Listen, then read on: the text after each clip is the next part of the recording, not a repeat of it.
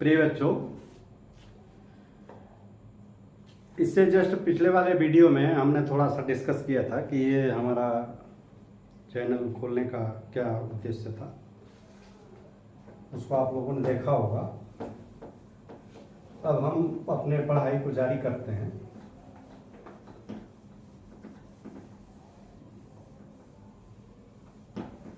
देखो, इसमें हमने कुछ आपके जो linear equation in one variable के कुछ एग्जाम्पल हमने जो है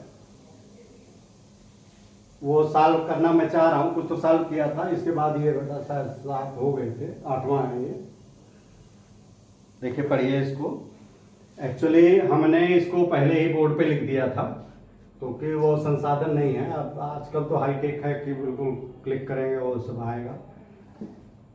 अभी ऐसा है, हो नहीं पाया है। तो एक एग्जाम्पल ये है, 8वां है, जो आपके एनसीईआरटी के बुक्स में है।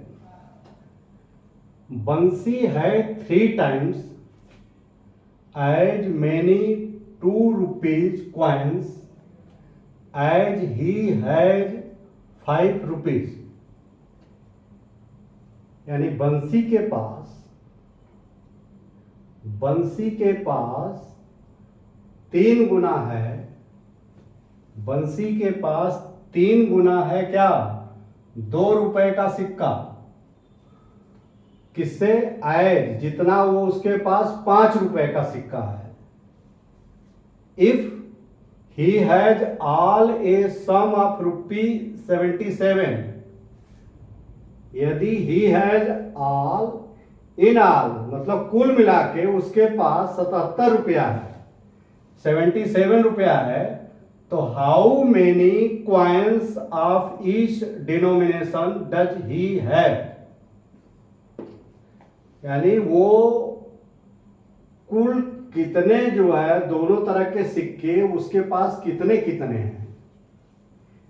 यानी जबकि ये कंडीशन देखिए, इसमें कंडीशन क्या बता रहा है, ये 3 times एज मेनी 2 rupees, यानी 2 रुपया उसके पास उतना है जितना उसके पास, देखो 2 रुपया 3 गुना है 5 रुपए के जितने सिक्के हैं उससे 3 गुना 2 रुपए का सिक्का है। तो देखो, ऐसे केस में जो एज्यूम हम करते हैं, एज्यूम तो देखो कोई भी कर लो, चाहे 5 रुपए कर लो चाहे 2 रुपए को कर लो, लेकिन बेटर ये होगा कि जिसका देखो जिसका छोटा जो संख्या में कम है उसी को ले लेते हैं। एज्यूम ही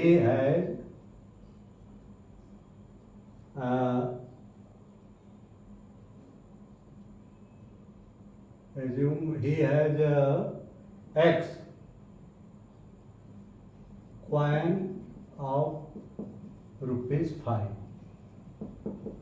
मान लो 5 रुपए का X कॉइन बनता है। इसको थोड़ा सा इधर रखो।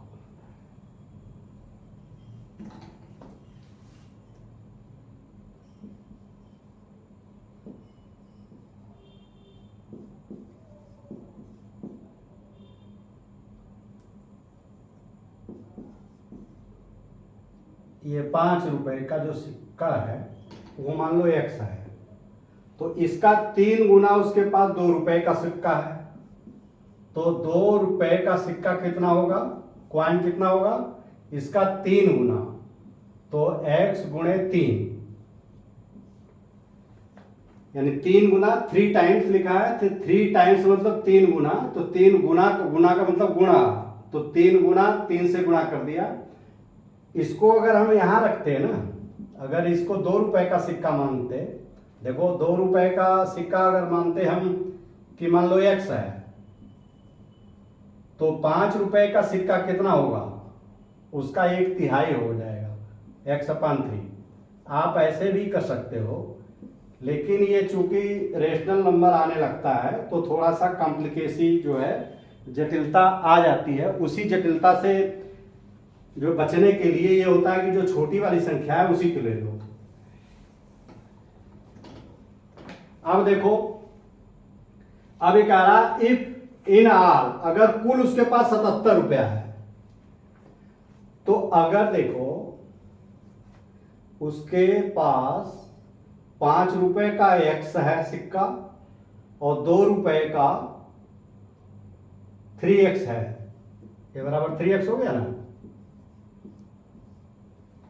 2 रुपए का 3x है और 5 रुपए का x है, तो उसके पास कुल कितना रुपया है इसके अनुसार। तो आप देखो, अगर मान लो, अब देखो इसमें नंबर में चल जाओगे ना तो ये आसान लगने लगता है। जैसे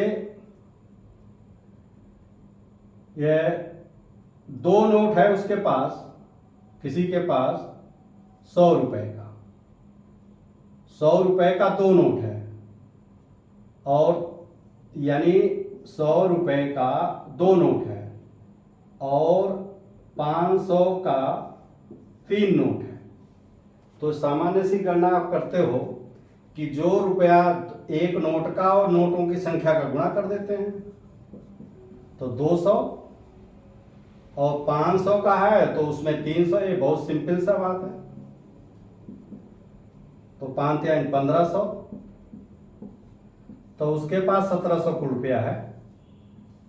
बिल्कुल सेम, जो कि ये नंबर में हो गया इसीलिए आसान लगता है। जब x और 3x होने लगा तो मैं इसको इसी कंसेप्ट से समझा रहा हूं कि यानी कितना उसके पास रुपया है, ये ज्ञात करने के लिए, यानी वैल्यू आप लिखो ऑफ ₹5 कॉइन। क्या होगा कि x गुणे 5 यानी ₹5x हो जाएगा, और वैल्यू ऑफ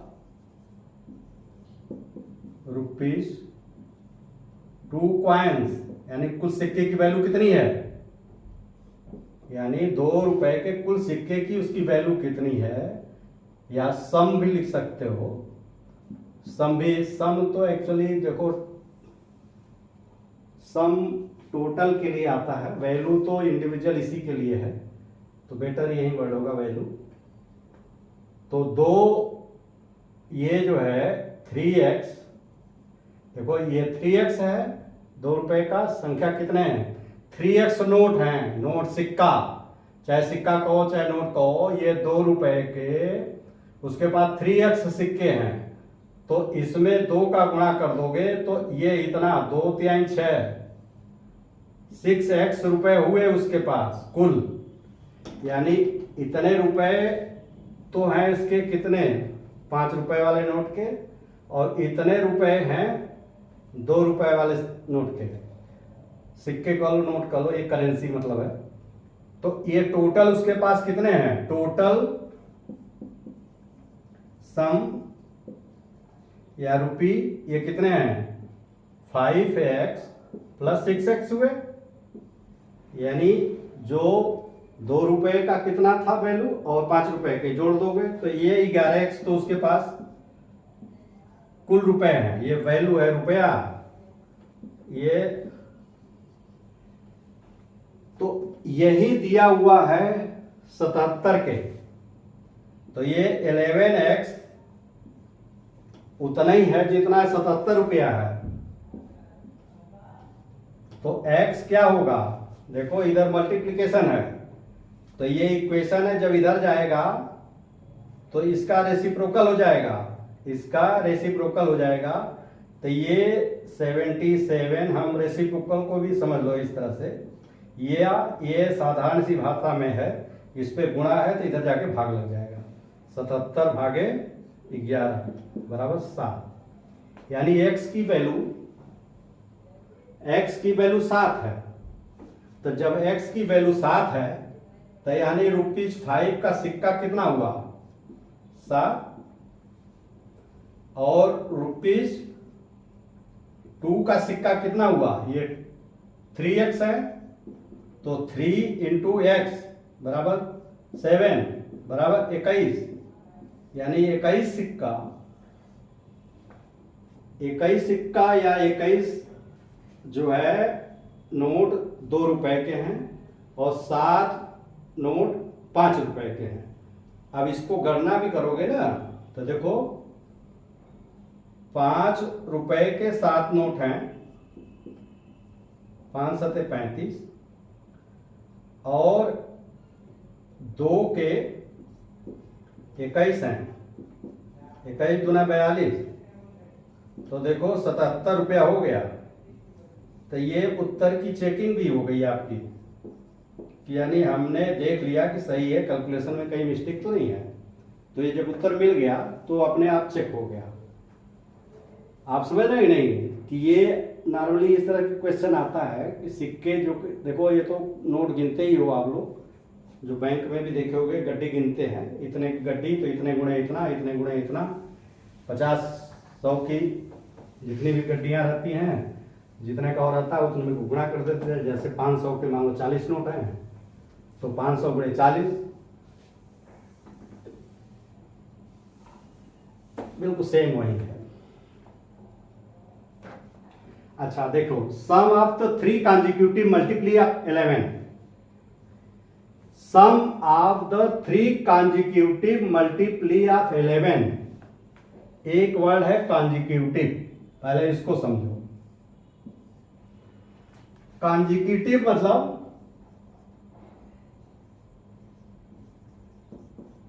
कॉन्जिक्यूटिव का मतलब होता है कि जो लगातार आए, जैसे 3 4 5 6 ये सब कॉन्जिक्यूटिव हैं, ये सब कॉन्जिक्यूटिव है। लेकिन ये किसके कॉन्जिक्यूटिव है? इसका सबका इंटरवल 1 है। लेकिन ये कह रहा है 11 का जो है मल्टीप्ली। अब मल्टीप्ली समझो, मल्टीप्ली का मतलब होता है पहाड़ा। जैसे 2 का पहाड़ा क्या है? 2 1 कम 2, 2 दूनी 4, 2 3 6, 2 चौके 8, 2 5 10, 2 छक्के 12। इसी तरह आप टेबल पढ़ते हो। तो ऐसे ही आपको 11 का अगर टेबल लिखना है, यही मल्टीप्ली है। तो ये अगर 11 का मल्टीप्ली करेंगे तो 11 है 22, बहुत इजी है।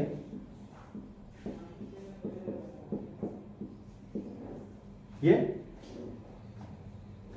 तो कह रहा है कि सम ऑफ द 3 consecutive, तो 3 consecutive का मतलब कि 3 लगातार consecutive, जो इसके जो टेबल का 3 लगातार कोई संख्या है, कोई भी 3 लगातार, मान लो ये भी हो सकता है, ये भी हो सकता है, कुछ भी हो सकता है। तो इनका टोटल जो है 363 है। ये तो आपने समझ लिया। अब ये देखो, ये एक्चुअली ये बेसिक जो है, इससे थोड़ा सा ये मिटा के फिर से लिख देते हैं। 11 22,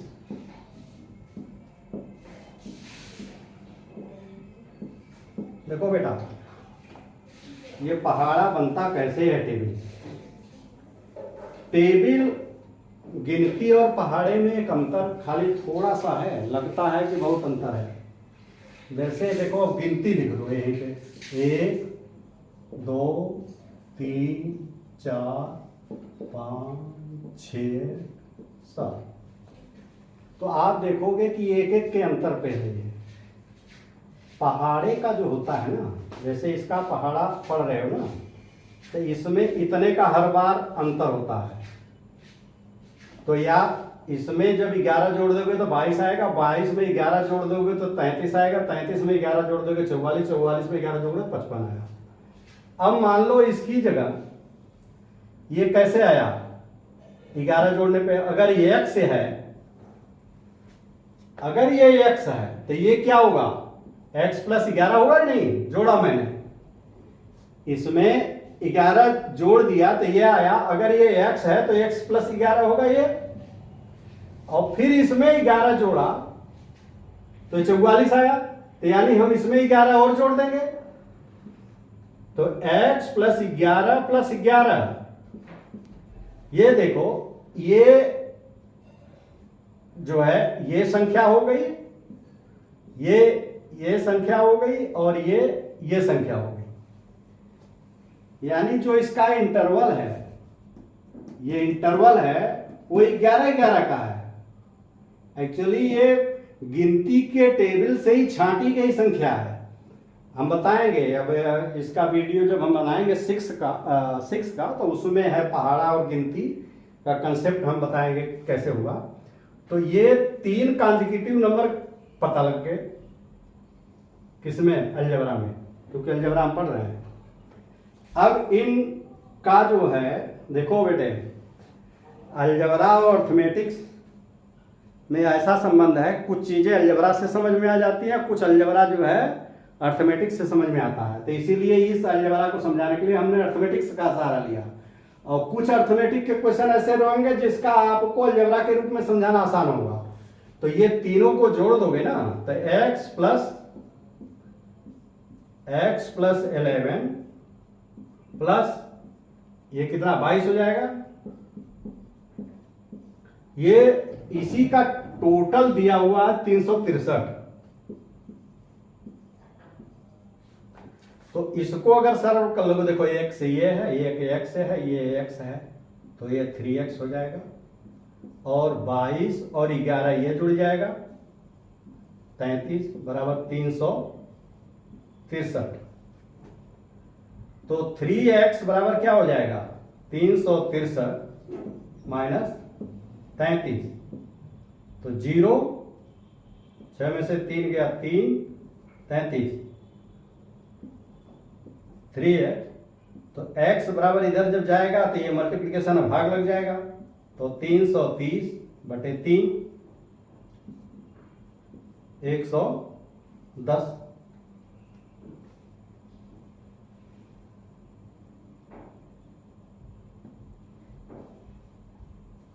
अब 110 ये है, तो दूसरी संख्या क्या होगी, जब पहला 110 है तो उसमें 11 जोड़ दोगे। जब ये x है तो x प्लस 11, तो ये कितना हो गया, 110 प्लस 11 बराबर 121। और तीसरी संख्या क्या हो जाएगी, इसमें 11 जोड़ दो, 121 प्लस 11, 2 2 1 3, 132। अगर इन तीनों संख्याओं को जोड़ोगे ना, तो अगर 363 आ रहा है तो उत्तर हमारा सही है। 121, 132 और 110, इसको पहले लिख दो। 2 1 3, 3 2 5 1 6, 1 1 2 1 3, 363 ये आ गया हमारा। हमने क्या किया, देखो अब कंसेप्ट समझो बेटे, थोड़ा सा टाइम लगेगा। हमने क्या किया कि जो बढ़ते क्रम में हमने संख्या मान लिया, आप चाहो तो उल्टे क्रम में मांग सकते हो। देखो इसके 3 ऑप्शन हैं।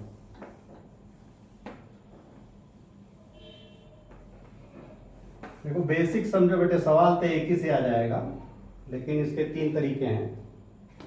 अगर इसको है क्या कि हमेशा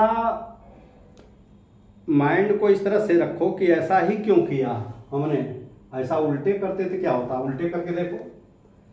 अगर ये 44 है तो इसके पीछे वाला है, इसके पीछे वाला 11 घटा है इसमें से, और फिर इसमें से 11 घटा है तभी आया है।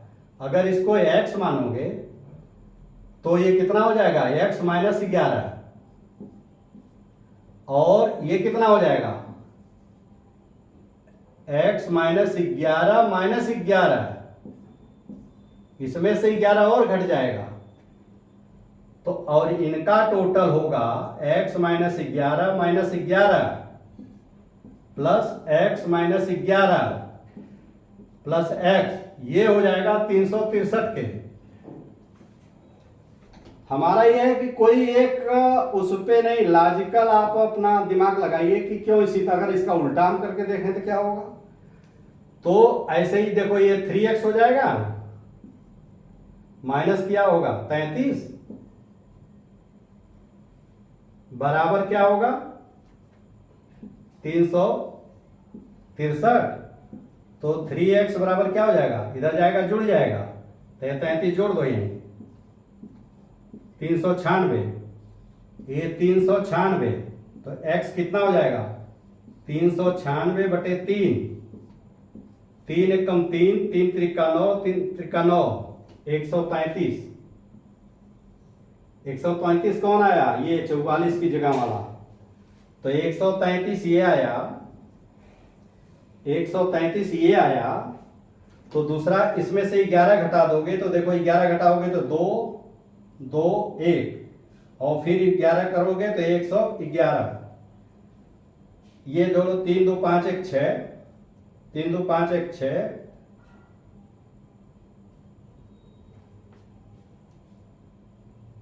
है गलत,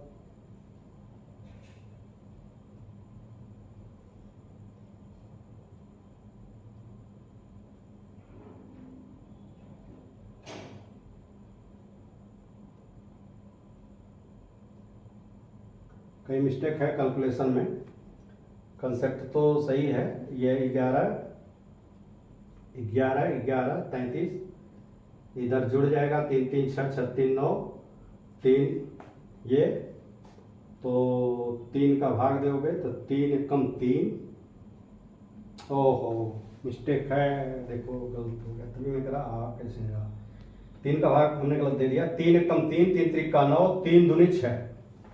अब देखो तभी मिस्टेक आ रहा था, ये आ गई तीसरी संख्या यानी सबसे बड़ी वाली संख्या, तो इससे पहले वाली हो जाएगी 132 माइनस 11, ये कितना हुआ 121, और फिर इसमें से ये दूसरी संख्या हो गई, और ये पहली संख्या क्या होगी, इसमें से 11 घटा दोगे तो 0 1, ये 110 होगी संख्या।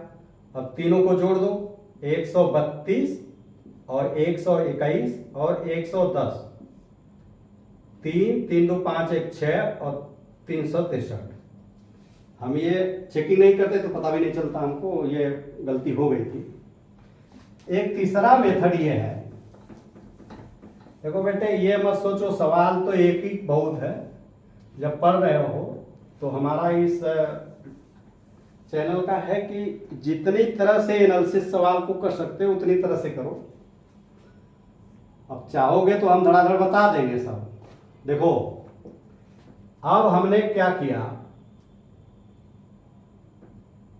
हमने इसको ले लिया मान लो बीच वाले को, तो इधर से ये x प्लस 11 हो जाएगा, और ये घटा दोगे, इसमें 11 ये इससे कम है, ये 11 ज्यादा है, तो इसमें 11 जोड़ दिया, इसमें 11 घटा दो, समझ रहे हो। अब इसको जोड़ो, 11 प्लस x प्लस 11, अब इसको तोड़ोगे ना तो इस तरह से हो जाएगा x minus 11 plus x plus 11। तो आप देखो ये प्लस है ये माइनस है, ये कट गया, और ये 3x हो गया, इसकी वैल्यू 3x यहीं 363 के है, तो x बराबर कितना हो गया 3 एकम 3, 3 दूनी 6, 3 एकम 3 121। तो अगला जो संख्या क्या होगा 11 जोड़ दो 132, फिर इसमें उससे एक पहला ये हुआ, दूसरा ये हुआ, और तीसरा इसमें 11 जोड़ोगे तो कितना होगा 2 1 3, 3 1 4, 143।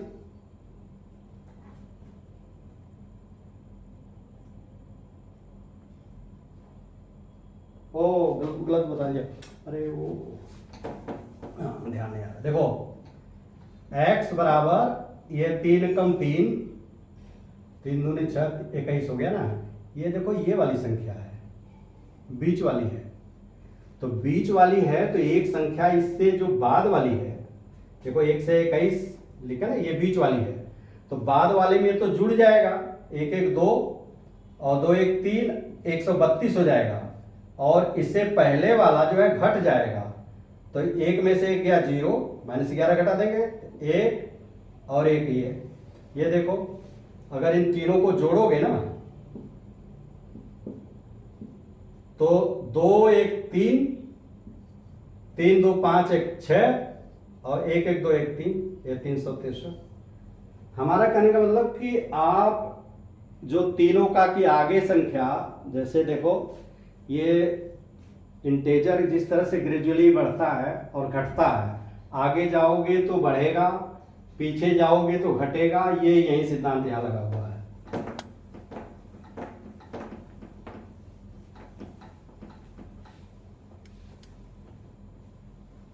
अच्छा देखो, difference between two whole number is 66।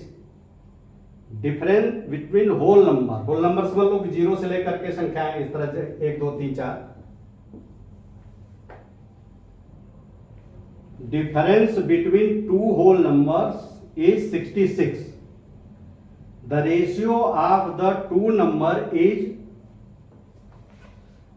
2:5। The ratio of the two number is 2:5। What are the number?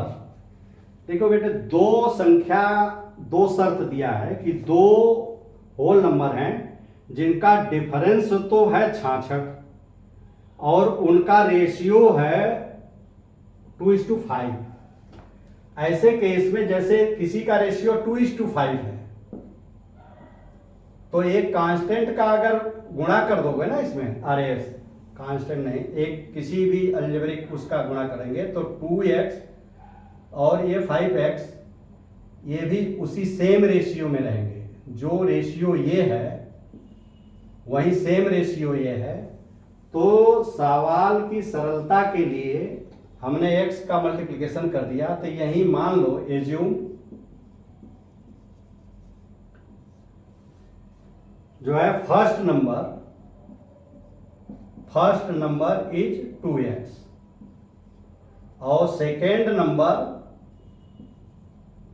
ये 5x। तो इसका डिफरेंस दिया हुआ है 66। तो डिफरेंस देखो, ये इसका मल्टीप्ली 5 है, इसका मल्टीप्ली फैक्टर, इसका फैक्टर 5 है, इसका फैक्टर 2 है। तो ये जिसका फैक्टर बड़े का गुणा है तो ये संख्या बड़ी होगी। तो यानी इसका और इसका अंतर दिया हुआ है, बड़ी और छोटी संख्याओं का अंतर, डिफरेंस। ये होल नंबर है ना, ये होल नंबर और ये भी होल नंबर हमने माना। तो इन दोनों होल नंबर का डिफरेंस ये है और इसकी वैल्यू दी हुई है 66। तो ये कितना हो गया? 3x बराबर 66। तो x बराबर कितना होगा? 3 का भाग लग जाएगा 22, तो यहीं 66। तो पहला नंबर कितना होगा, इसमें वैल्यू रख दो। फर्स्ट नंबर 2 इंटू एक्स 22 44, और सेकेंड कितना है 5x। इस तरह से एक स्टेप ये लिख लो। देखो हमने एक स्टेप स्टार्ट कर दिए। देखो ये है 2x, तो 2 इंटू एक्स बराबर 22 बराबर 44। तो ये हो गया 5 इंटू 22, तो 5 दूनी 10 और 5 दूनी 10 एक 11। तो पहली संख्या ये बड़ी वाली और छोटी वाली ये है। अब दोनों का डिफरेंस कर दो, तो 110 में 44 घटा दोगे तो देखो 6 और यहाँ 0 6, ये 66 डिफरेंस आया। इसका मतलब हमने, मेरी कैलकुलेशन में कोई मिस्टेक है नहीं। ये चेक कर जरूर लेना, क्योंकि होता क्या है कि संख्या उतारने में भी गलती हो जाती है, कभी गुणा करने में गलती हो जाती है, छोटी छोटी मिस्टेक। तो थोड़ा सा इसमें बहुत ज़्यादा वो नहीं लगेगा। तो आप बिल्कुल श्योर होकर क्लास से वहाँ से आओगे, कॉलेज से, कि नहीं मेरा सही है। अच्छा, Devesi has total of ₹590 as currency notes in the denomination of ₹50, 20 and 10। देखो, Devesi has a total of ₹590 उसके पास है, जिसमें कितने कितने के नोट हैं? 50 के, 20 के और 10 के नोट हैं उसके पास, और कुल रुपया इसके पास इतना है। The ratio of the number of the 50 notes, देखो 50 नोट्स और 20 नोट्स का रेशियो दिया है कितना? 3:5, यानी 50 नोट, देखो इसके वही सिद्धांत है कि 50 नोट और 20 नोट का जो रेशियो है 3:5 है।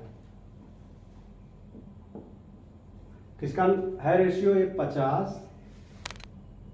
ये 50 कॉइन्स और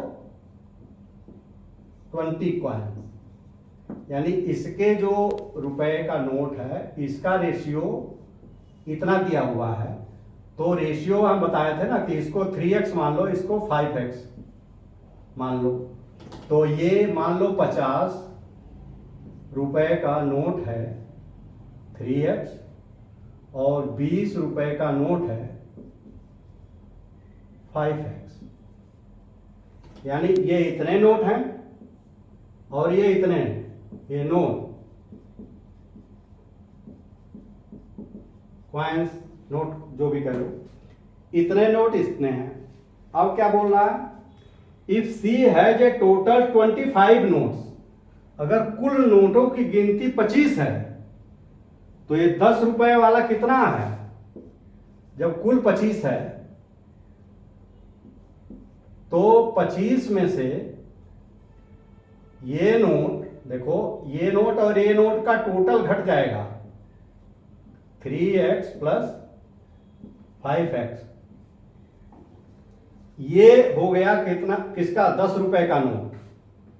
ये 10 रुपए का नोट, देखो जब उसको इतने नोट, ये हैं इतने नोट, ये हैं, तो कुल नोट इतना हुआ इसके पास 50 और 20 रुपए का, लेकिन टोटल 10 रुपए मिला करके 25 नोट हैं। तो ये इसमें से इन टोटल की संख्या को घटा देंगे तो 10 रुपए का नोट पता चल जाएगा। अब इसको घटा के थोड़ा सा सॉल्व कर लो। 25 माइनस 3x माइनस 5x, आप देखो तो ये कितना हो जाएगा? ये माइनस माइनस माइनस 8x, ये 10 रुपए का हो गया है। अब कह रहा है कि टोटल की वैल्यू, अब देखो इसकी वैल्यू, तो वैल्यू ऑफ ₹50, 50 रुपए की वैल्यू कुल कितनी है इसके पास? नोट तो है 3x और नोट की वैल्यू है 50 रुपया, तो ये 50 यानी 150x, तो ये हो गया। अब value of ₹20,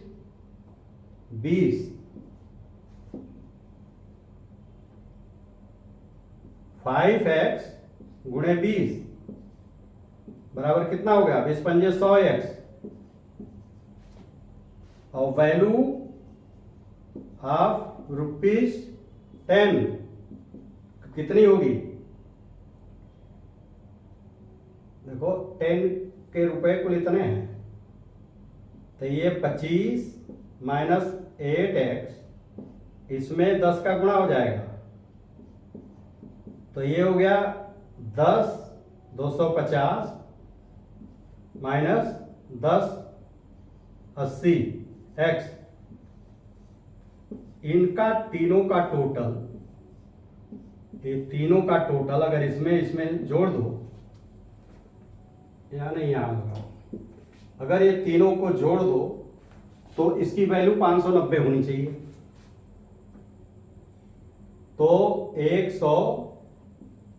150x plus 100x plus 250 और माइनस 80x बराबर 590।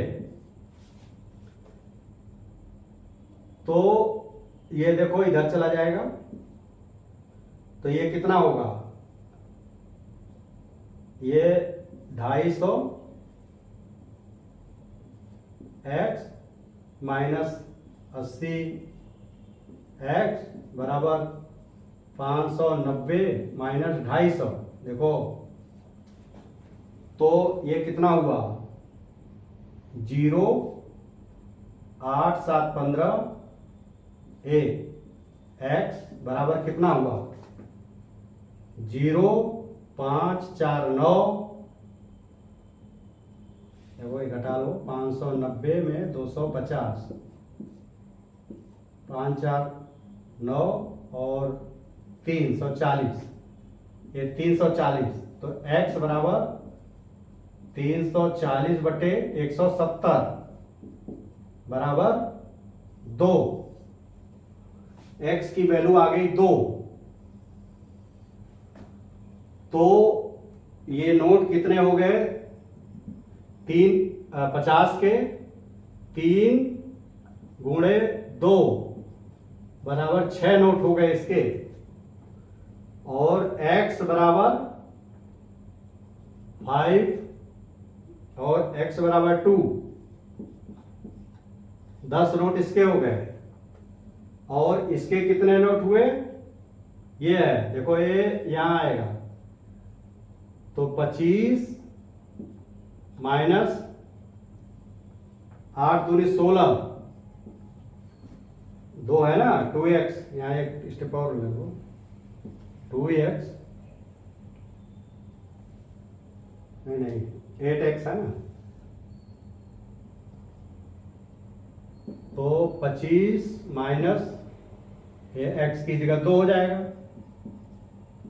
16 जगह कम है थोड़ा सा, तो 9 नोट इसके हुए, 10 इसके, 6 इसके।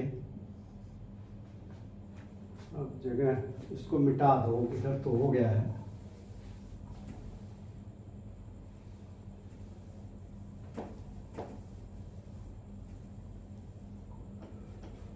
अब देखो उत्तर की जांच हो जाएगी, मान लो कैलकुलेशन मिस्टेक होगा तो अपने आप पता चल जाएगा। 6 नोट हैं किसके, 50 के, तो 6 गुणे 50 बराबर 300। 10 नोट हैं 20 के, 200। और 9 नोट हैं 10 के, तो 90। ये टोटल कर लो 590। और यही इसका मतलब, ये हमारा, ये जरूर चेक कर लेना इम्तहान में, क्योंकि वहाँ तो, यहाँ तो आप देख लेते हो उत्तर, वहाँ देख नहीं पाओगे। तो वर्ड्स प्रॉब्लम में अगर ये आपका सही आ जाता है तो समझ लो आपका सही है। इसमें देखो इस सवाल में क्या खासियत है, ये थोड़ा सा लेंदी है इसका। इसके एक तो इन्होंने 2 रेशियो 2 का अनुपात दे दिया, कभी ये दे सकता है तीनों का अनुपात दे दे, या कभी ये कि जितने नोट हैं उससे इतना इसका ज्यादा है, इसका इतना ज्यादा है, या ये इसका इतने परसेंट है, इसका इतने परसेंट है। ये कॉम्प्लिकेसी बनाने के लिए कई सवाल बन सकते हैं।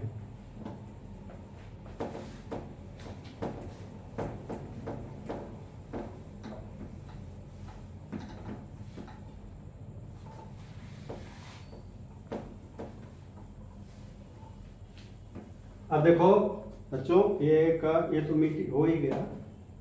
अब जो है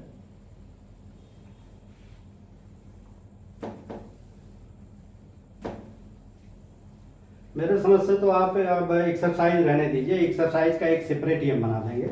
अब एक सवाल है तो उसको क्या बताएं, हाँ, तो हम आज अभी इस पे लिख देंगे जितने सवाल होंगे। 10 सवाल से ज़्यादा सॉल्व हो नहीं पाता एक दिन में, एक क्लास में, तो इसको हम यही समाप्त कर रहे हैं। बच्चों ये आपको कैसा लगा, क्या वर्ड्स प्रॉब्लम जो यूट्यूब चैनल हम देखते हैं दूसरे के, तो टीचर लोग डराते हैं कि ये सबसे कठिन है, सबसे कठिन है। तो हम ये सोच रहे हैं कि थोड़ा सा इसको आसान या बेसिक समझाया जाए तो हम कितना इसमें सफल हो पाए। आप हमें कमेंट करके बताइए। यद्यपि कमेंट बॉक्स इसमें थोड़ा सा बंद है, हम थोड़ा सा टेक्निकली खोलना नहीं जान रहे। अब दूसरे का सहारा लेना पड़ रहा है तो वो थोड़ा सा इधर उधर कर रहा है, और उधर उधर क्या वो कुछ दिक्कतें हैं उनकी भी नहीं है। वो कहते हैं नहीं ये सब कुछ क्राइटेरिया पूरी होगी तब जाके खुलेगा। तो ऐसा है कि कल हम इसको जब इस वीडियो को जो अभी बनाया है उसको लोड जब कर लेंगे तो उसी समय हम प्रोसेसिंग सीख लेंगे। देखो हमें कंप्यूटर आता नहीं था, हम इसी यूट्यूब के चैनल से 62 साल की एज में मैंने कंप्यूटर सीखना शुरू किया, क्योंकि जो नहीं आता उसी से डर लगता है।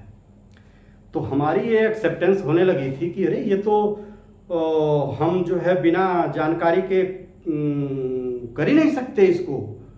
एक बच्चे से कहा हाँ हाँ करते हैं सब, जो है बिल्कुल बाद में जो है इधर उधर की अभी अंकल जी हमें टाइम नहीं है, अभी वो हमें टाइम नहीं है। तो मेरी लड़की ने कहा नहीं पापा इसको सीख लीजिए।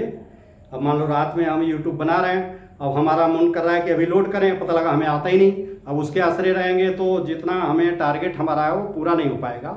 इसलिए हमने ये कंप्यूटर सीखना शुरू कर दिया। अभी हम एडिटिंग सीखेंगे और हम जो है कि इसमें सीखेंगे वो एनिमेशन।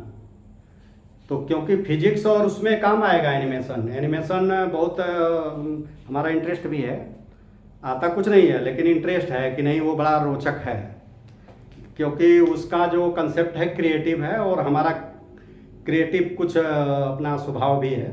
तो हम चाहते हैं कि उसको सीख करके उसका कैसे उपयोग करें इसमें, वो खोजेंगे बाद में। अभी तो हमें जब पता ही नहीं तो हम क्या आपको कहें। तो आपको ये वीडियो कैसा लगा अपना कमेंट हमें जो है कि लिख करके बताइए, और आशा है कि कल खुल जाएगा तो हम जो है उसको बहुत सीरियसली, कमेंट को हम सीरियसली लेंगे। देखो ये हमारा 1 साल बिल्कुल रिसर्च पीरियड चलेगा। जो कमेंट आएगा उसको बहुत सीरियसली लेंगे और उसको उस वीडियो को ही हम रिवाइज कर देंगे। देखो रिवाइज करना कोई वो नहीं है, बैठे और जितने देर लेक्चर में उतने में रिवाइज, और कुछ लगना नहीं है।